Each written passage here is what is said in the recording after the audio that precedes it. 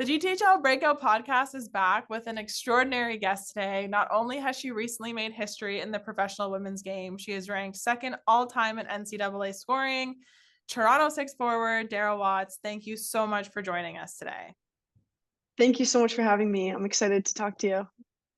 Well, you've obviously been busy. There's been headlines made, lots of conversations, especially for the women's game specifically. But for those who don't know, we'll touch on a little bit. You were actually retired from hockey a few months ago, but things have shifted out, and here we are.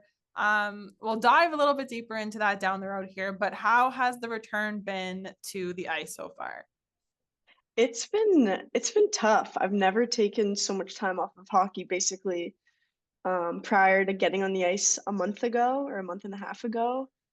The last time I was on the ice before that was last March. So I went, I don't know, like 9 months completely cold turkey without playing hockey. And that's the longest I've gone since I probably started playing hockey when I was like, 2 or 3 years old. So I lost so much, hockey muscle mass. So that made it challenging when I kind of just jumped in mid-season with my teammates who were in mid-season shape. So I've just been working really hard to try to get, the muscle back, get in shape, and then the little things like the shot and, mentally on the ice, little things you forget about. So it's been tough, but I'm so happy I did it, and I'm looking forward to playoffs. That'll be fun. Well, and selfishly speaking, I'm sure that the game of hockey as a whole is lucky to have you back on the ice. And us at the GTHL specifically, we are selfishly again very proud to have you as an alumni. You spent time with the Humber Valley Sharks, the Toronto Eagles. When you think back to minor hockey, is there a memory or two that sticks out when you think back? Wow. Um, I don't. It's funny when I reflect on like my minor hockey career. I guess because I've been playing girls hockey now for so long, I look back at like the years I spent playing girls hockey.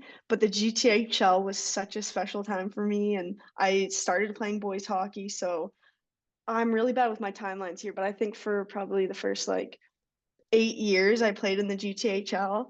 I had incredible friends when I was part of the Mississauga Braves team. I forget what year that was. I think it was in grade seven, though. We won the Ontario Championship and we won the Stony Creek tournament.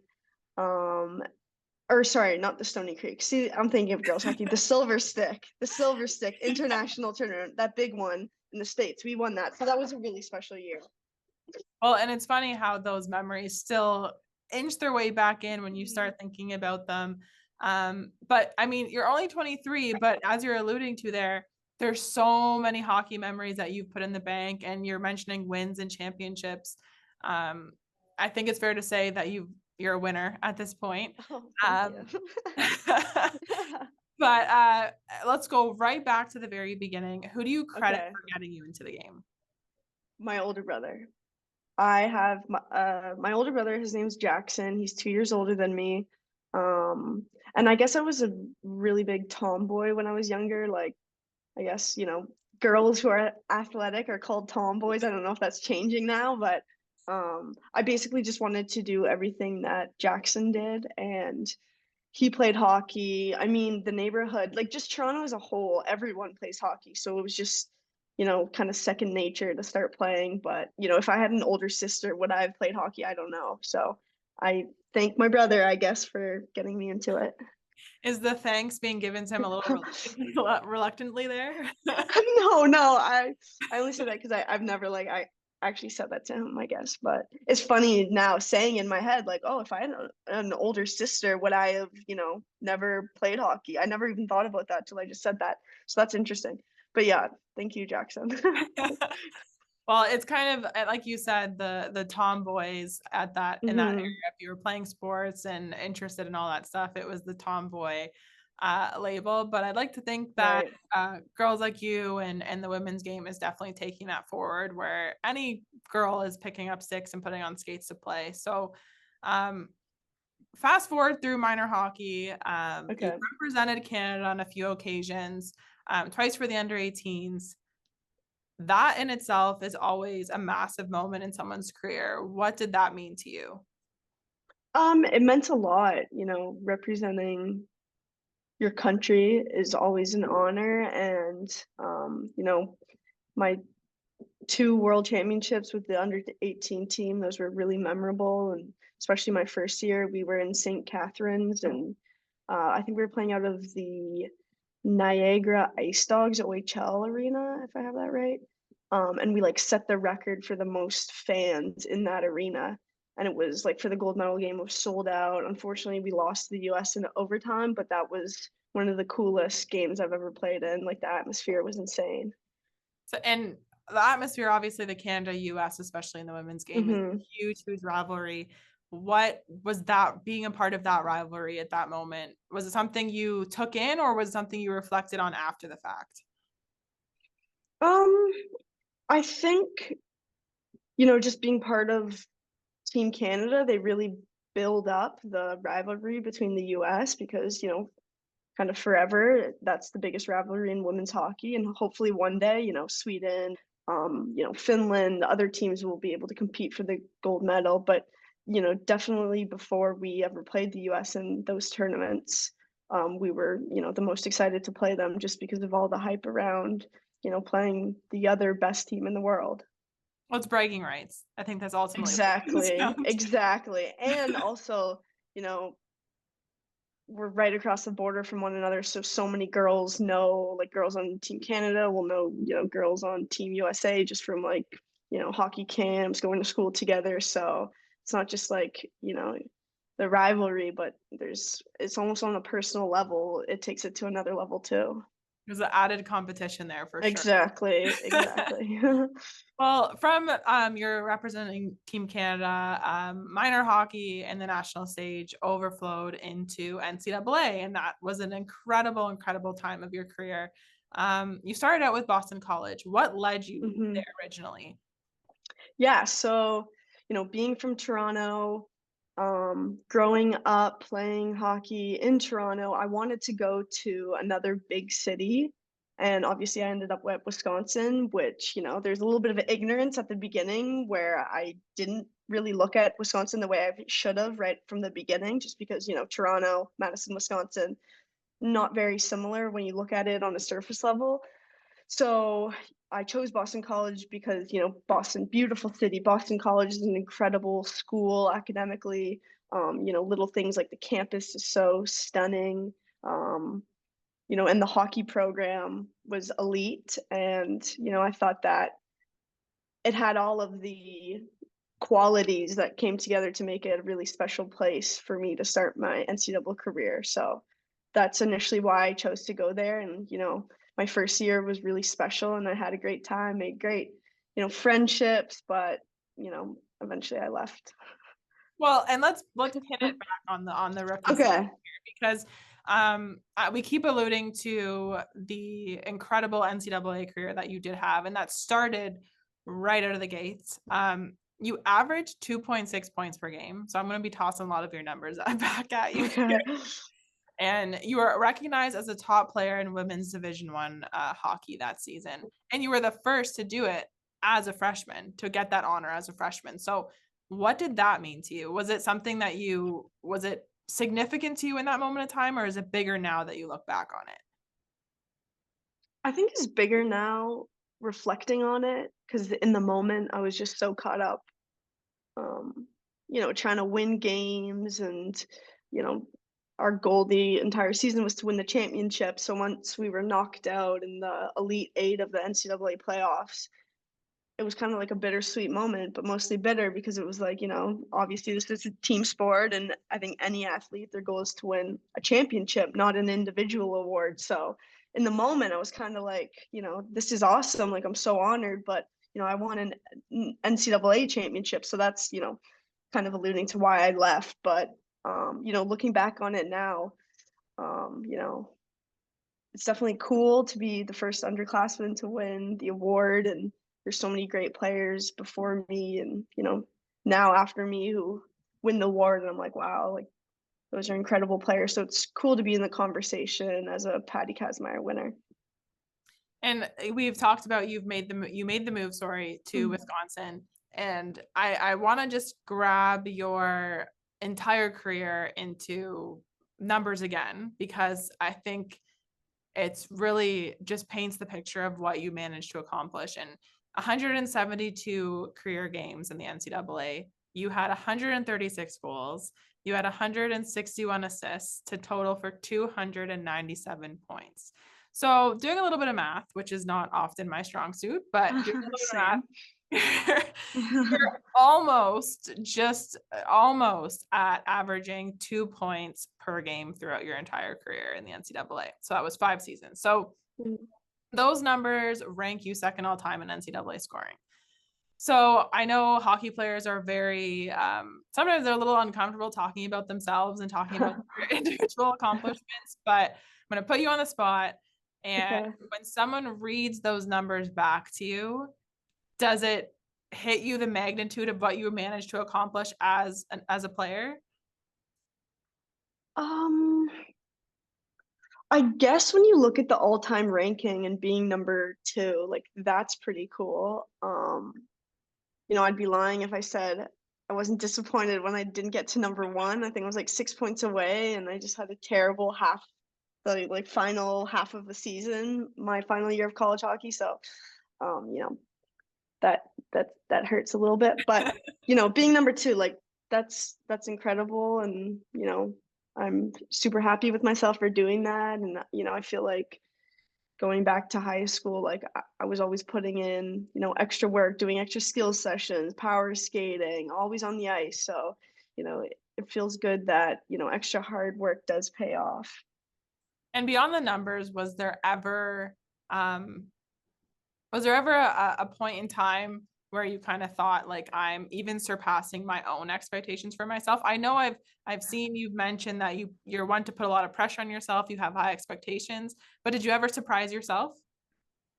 I think winning the Patty Caz my freshman year was a surprise. Like I was just a wide-eyed, Toronto girl coming into, America, NCAA, Boston College, like the big American like sport universities. Like I had no idea what to expect. Like, and I think it's kind of like a learning curve for Canadians going to D1 schools. Like the sport culture they have is so different. But I guess winning the Patty Caz was something that surprised myself.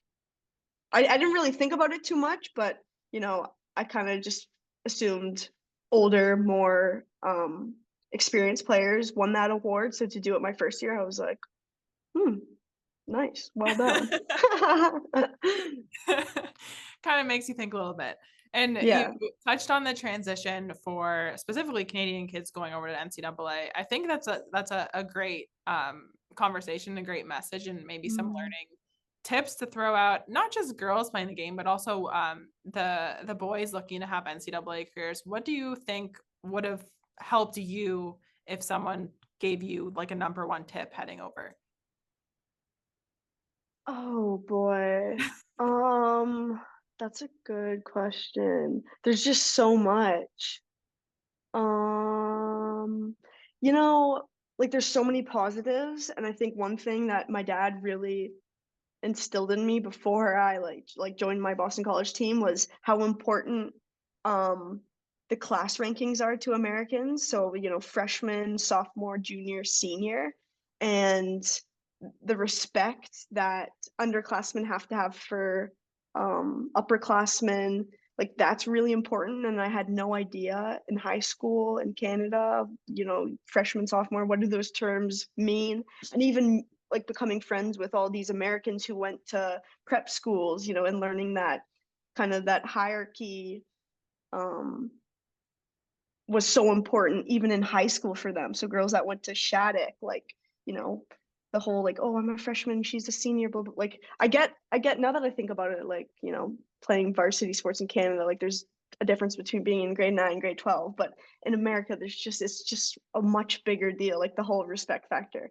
So this is, I'm thinking through this as I answer that, but I would say to someone just, and it's something that you can't truly appreciate till you get there and you experience it. And I guess that's a whole experience of being a freshman. You don't know what to expect, and then they hit you. But for Canadians, just like if you're a freshman, just don't do do too much. Like, just stay in your lane. Stay in your lane. That's my message. Well, as part of, I know in American universities and colleges, it's part of that culture, especially when it comes to athletics.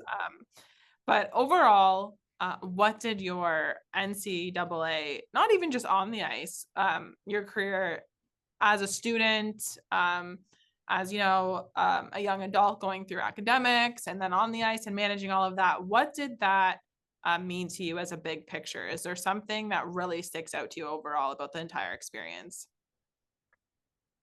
Um, okay, so I would probably say just the love that D1 universities have for their sports. It doesn't compare to anything that, Canada has, the top, what is it called? CIS, like the Canadian NCAA, doesn't compare to the NCAA. And being a female, young athlete in Toronto, Toronto, we love our Maple Leafs, Raptors, whatever, but still the love just for sports isn't as intense as it is in America for like literally any type of sport. So once I got to, Boston College and then especially Wisconsin was on a whole nother level in terms of the intensity and, fan experience.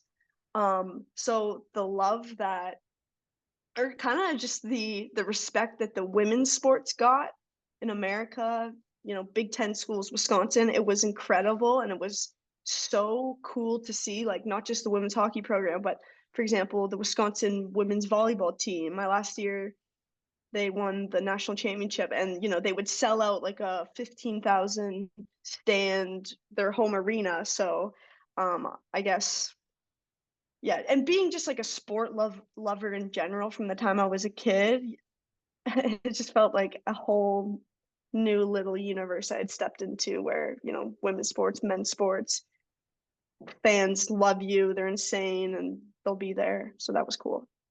Is there something about the structure or that passion that is created somehow that's so deeply rooted in NCAA sports in the States? Is there something that you think we could take to a Canadian model and kind of infuse it to pump up women's sports and even the men's sports at the university level? Is there something you think that we're missing? That's a good question, and I have no idea. I can't answer that.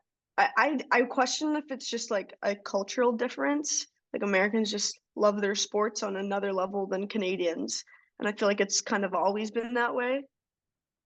Besides hockey, probably. Um, I don't know. I mean, I went to Bishop Strong School in Toronto. It's like a private school kind of downtown, and they had something called Hockey Day, where it was BSS versus Havergale, and they did a phenomenal job. They would like sell out whatever arena or not sell out. They would just get both the schools to come, and that was a really cool atmosphere. So I guess trying to create passion where they can within like communities, I guess. Yeah, and pumping out those, I guess, grassroots and Yeah, those high school level sports and really pushing out athletes that way right, for sure. And I think that right. I think the States do a really good job of that as well. Yeah, they do. Like you mentioned, at the high school level, American high schools, prep schools, like sports are just so much more important. So maybe it's just cultural, but whatever. Love Well, Canada. it has its other perks. It has Yeah, exactly. Exactly. Well, we've gone over your career and the university level, your points, your accomplishments. And I know we've talked about, you've touched on points of history and you've made records and, you've hit other massive accomplishments that are being noted in history books. But I think the most recent one that has really made a massive, massive wave, which we'll get to, has just come within the last couple months. So we'll go back to, you made the decision to retire. That was fall 2022. You were actually set to go complete your master's back at Wisconsin, I believe. Yes, correct. And obviously for me, like learning about this and seeing that the game of hockey was about to lose a talent like yourself, it's a huge disappointment for the game as a whole, not just for the women's game, but the sport of hockey in general. So now you're with the Toronto Six. You are a professional hockey player. You're not retired. So for those who may not know, I'm going to throw the ball in your court. How did you end up back on the ice? So the answer to that is simple. The salary cap for this league that I'm in right now is called the PHF, the Premier Hockey Federation. So, see, you can tell how new I am. So, PHF. So their salary cap for each team for next season is going to be 1.5 million US, which is an incredible figure. And just for like a comparable, the the WNBA, their team salary cap is lower than 1.5 million US. The National Women's Soccer League is, I believe, lower than 1.5 million US. So it's just interesting for, just the average person to learn that, there's a women's hockey professional league that has the highest team salary cap out of all the major women's sport leagues in North America. And that's shocking even to me when you think about the WNBA. Like, they're backed by the NBA, and my league has more money than them. So I think it's a testament to the direction of women's hockey and the leadership and the owners and the investors in this league who are committed to finally providing women's hockey players with the opportunity to make a living for themselves. So, when you think of professional athletes, you think of, people who support their lifestyles solely from playing a sport. And I felt like the 1.5 million salary cap for next season could offer me the opportunity to earn a really good income for myself playing hockey. And, like you said, I'm 23, I'm young, still figuring my life out. So I guess kind of backed out of this master's program literally 5 days before it started. And this was months before I even, knew I was going to play women's hockey. So, I'm just kind of adapting to what comes my way. And once I saw that salary cap, the conversation with my family was, why wouldn't I try to explore options for next season in this league and, see how much money I could make. And, it just, pro women's hockey has now become, and I'm like so thankful and hopeful when I say this, it's now, a viable option for women's hockey players to make a good living. I think it's really exciting. And, I wanted to share the figure because, I hope one day the PHF is the, singular elite pro league. And this, I think of the little kids like I was, little girls, this is hopeful for them. They can see like there's transparency now into what a pro female hockey player can make. So I think it's just great for, women's hockey and even women's sports, to be honest. Absolutely. Especially everything, like, it's not just in hockey. I mean, women's soccer is going through it on the national level as well. Right. But you mentioned, so you backed out of the master's program. You weren't even sure if you were going to be playing. Were you reached out to by teams at the PHF, or was it kind of a mutual discussion? How did that all get started? I started it because I actually retired after my last season at Wisconsin, which was March. So in March, when my Wisconsin season ended, I was kind of like shutting down pro options, just saying, I'm done with hockey. I'm gonna, explore commercial real, like not explore. I was committed to commercial real estate, and that was what my, career trajectory was looking like. So I kind of shut down the communication channels in March, and then this past January, when I was opening the channels back up, I, had everyone's contact. So I was just like, hi, it's Daryl. Can we chat? Yeah. Really going So after. that's how it started. Exactly. Yeah, don't be afraid to slide into DMs. Yeah, some of them were through Instagram too. Yeah, you just got to go for what you want. That's awesome. And when the wheels started to get rolling, I am of the understanding that it wasn't just one team. You had several opportunities of interest coming your way. Right. Correct. And yeah. so you ultimately decided Toronto Six. What went into that decision? Well, being from Toronto, the Toronto Six was always my top choice.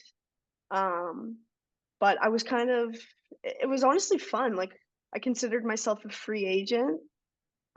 So I used my dad as my as my yeah, I laugh when I say that. My dad was my agent, and he's the lawyer downtown, so he's actually really savvy with, you know, contract negotiations and all of those, you know, all of the qualities you need to be a good agent. I think he's got, and clearly he did a And really who great better to job. But trust than your yeah, dad? exactly. And who better to sell yourself than your dad? And at first I was embarrassed, but an NHLer was telling me, "Don't worry, like I used my dad for my first contract too, so that gave me comfort." But yeah, my dad did a great job. But Toronto was always, I forget what the question even was now. How did you end up on the Toronto Six? Oh, right. So yeah, Toronto, being born and raised here, you know, it was kind of my dream to sign with Toronto, but I still wanted to explore other options, other teams, to see the difference in compensation, and there's just so many differences in each team, city, coaching staff, facilities, blah, blah, blah. So I really knocked my list down to Toronto, Connecticut, Boston, and Buffalo. So contract talks heated up with that short list, and then Toronto offered me a really great contract, and I live here, my dogs are here, so it was an easy decision from there. Well, I'm hearing you talk about, contract talks, heating up, free agent, all these phrases that I think a lot of people wouldn't expect a young female hockey player to likely be tossing out. How does it make you feel that you get to say those things when it talks about your hockey? It makes me laugh because it was so fun. Like, I think it's like, on a serious level, it's great for, young women to be able to be a free agent and have, teams want you and, offer you great contracts, and, saying, nah, I think I like Toronto more than, it just gives these young women the option to do what they want and, have, um, self advocacy, I guess you could say. Um, but then, I laugh about it because it was so much fun. Like, I really enjoyed it working with my dad. We are like a little team, negotiating, figuring things out. So yeah. Well, it's all part of the experience, and it's stuff that you Exactly. earn, right? It's that experience, something that you earn, and all the hard work you've put on, and since Yeah. since you put on skates, right? So, Right. with that, there's a lot of really positive messages that come from not only what you're doing on the ice, but how you are making decisions off. So, for example, we touched on your contract, but you made the decision to make your salary public, which you absolutely Right. didn't have to do. So, Right. I know you touched on it a little bit, but was it something you instantly knew that you wanted to do, or did you think about it and said, you know what, I want this to be known? Well, so once I signed the contract and, talking with my team, the Toronto Six, and, understanding that it was like a historical event, communicating with them, and it almost felt like we had a duty to kind of share this figure with the women's hockey community for, reasons I mentioned earlier, which is, thank this incredible league, the investors, the owners, like, look at this incredible amount of money that they've committed to women's hockey, and they're now giving female hockey players the opportunity to earn a great income. Like, that's incredible. That needs to be shared. Another reason is there's competing leagues out there, Sweden, here, and then there's incredible players in the NCAA who are going to be graduating and deciding, what league am I going to join? I think this message is, a really important figure for them to see, to help them make the decision of what league they want to go to. And there's no other league that has nearly the amount of money as the PHF. So, okay, some of these girls might be in the position I was in where, oh, I love hockey, but I don't think I'll be able to make, the type of money I want, the kind of lifestyle I want. So I'm going to walk away from hockey. Well, hello, here's my contract for next year. this could be you. You could come, you could have an even bigger contract. And then, another reason is for young girls. Like, this provides transparency. I think women's hockey, like I mentioned before, it's just been suffering for way too many years. So I think this is a hopeful moment for the community and young girls to, see, to actually be able to see a number and be like, oh my gosh, like, what will it look like when I'm, 23 years old? What will, it's just a really great, I just thought, and with the Toronto Six, that it needed to, you know, be shared. You recognize there's a big Yeah. a lot of people for sure. Mhm. And you touched on a lot of really important messages, but if there was one main message you would hope young girls could take away, that are in the game, that could take away from you, your career, your goals for the game off the ice, what would that message be? Ooh, that's a big question. Loaded question. Yeah, I would say, I've always kind of forged my own path, I would say. When I transferred from Boston College to Wisconsin, I think I was one of the, you know, I want to say the first, but I don't know if I was the first. So I'll say, one of very few elite, Patty Kazmaier winners. I don't know if there ever was one before me, but basically, I was one of the first elite female hockey players to transfer schools, and that was kind of, in the women's NCAA, unheard of, and kind of like an unwritten no, you don't do that. Just stay in your lane, like I mentioned before. Keep quiet, just play hockey. But I felt like my happiness was the most important. I fell in love with the game, so I switched. And then, retiring from hockey, I didn't see myself being happy continuing. So maybe just like choose yourself, not in a selfish way, but your happiness. Life's short. You have to do what makes you happy. If you're in a situation where you're not being treated right, and you lose your love for the game, um there's nothing wrong with taking a step back and choosing an alternative course. You see male athletes do it all the time. So, I'm not happy to see, but I'm happy that there's probably a lot more transfers in the women's NCAA portal every year. And I think, there's nothing wrong with that. There's nothing wrong with leaving a bad situation where, you're not happy as you should be. So forge your own path. I'm like rambling and then I come to my conclusions at the end of these little rambles, but just forge your own path. Don't be scared of what people think about you. Just to do your own thing and don't care. Well, and Easier said than done. well, it is easier said than done, but I Hmm. do think it's a very important message because I think, especially for athletes at that elite level, we often forget these elite athletes that are, going to NCAA or moving on to major junior, that they're still, 16, 17, 18 years old. And we forget when we were that age. So I think Right. recognizing that you're allowed to change your mind, that Hmm. you're allowed to find a situation that just might be better suited for you. So I think that's Exactly. absolutely an important message. And you making those choices and, like you said, forging your own path, who and what was that support system behind you that you thanked today for backing you? I mean, my parents, of course, my older brother, um, I guess just family members who have always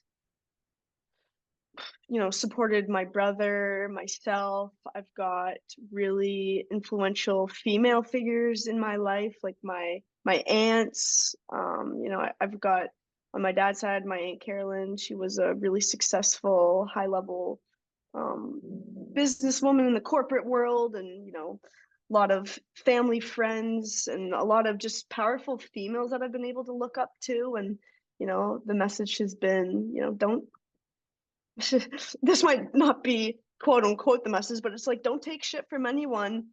You're a strong young woman and you can not do what you want. Obviously, I'm a respectful person and I've respected, you know, the situations I'm in. But if you feel like you said, you're in a situation that might be better for someone else, but it's not great for you, don't be afraid to just create your own path and, you know, pursue happiness in a direction that isn't suited for everyone else. So I would just thank, you know, my family and, you know, the influential, and it's not just women, it's men too, you know, like just everyone, just creating a confident young woman, It takes a young village. It takes person. a village. Yeah, yeah, yeah.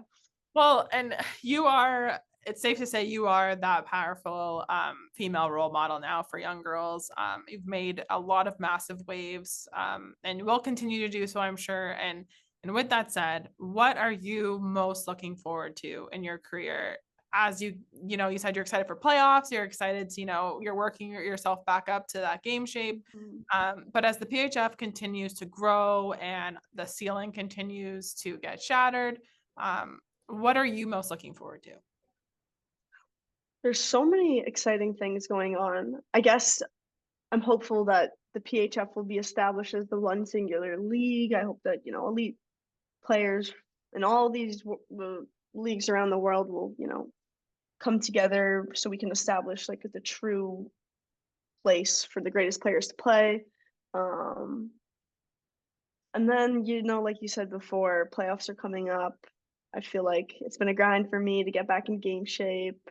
And I just want to be, you know, play to my full abilities. And I'm still looking forward to that moment. And I've got a month until playoffs. So I would say I'm most looking forward to, you know, just building better connections with my teammates who, you know, I met a month and a half ago. And hopefully it's fun to say, like, bring a championship to Toronto. That's something, oh, that felt good to say. But yeah. Yeah. Yeah. Well, that would be huge because, in hockey, there hasn't been one in a while, but Right, there's right. there's hopefully I two don't know. this I year. don't know if Leafs fans will settle for this.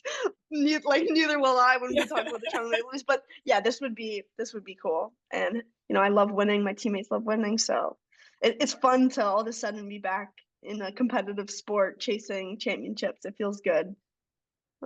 Yeah. Well, we'll be certainly rooting for you every step of the way. We've been obviously had such a great time chatting with you. It's definitely been a pleasure. We're very, very grateful for you joining us. And like I said, we're selfish in the sense that we're proud that you started here, and the roots stem back to us because we're proud to see how well you've gone on your career and glad that it's kickstarted and you're continuing to make those waves. So thank you so much for joining us. We're really, really appreciative of it. Thank you. I had so much fun talking to you and the GTHL. It's so cool to be, you know, doing a podcast because the GTHL is such a big deal in terms of minor boys hockey. So thank you so much.